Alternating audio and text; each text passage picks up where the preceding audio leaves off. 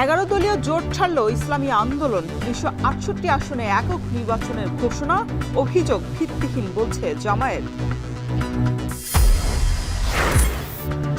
জামিনে মুক্ত হয়ে ফের সক্রিয় শীর্ষ সন্ত্রাসীরা। নির্বাচনের আগে চট্টগ্রামে বেড়েছে চাঁদাবাজি এবং সন্ত্রাসী তৎপরতা।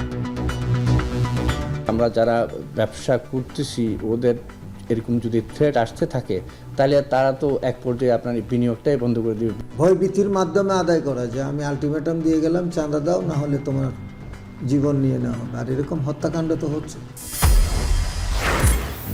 ভারতের বাণিজ্য নীতির কড়াকড়িতে চাপে বাংলাদেশি ব্যবসায়ীরা। আমদানি নির্ভরতা না কমায় সংকটে সুতা শিল্প।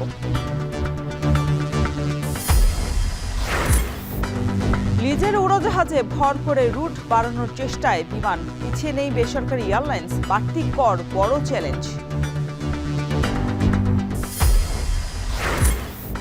এবং আন্দোলনের ধকল কাটিয়ে স্বাভাবিক হচ্ছে ইরান। বিক্ষোভকারীদের ফাঁসি না দেয়ায় খামেনি সরকারকে ট্রাম্পের ধন্যবাদ।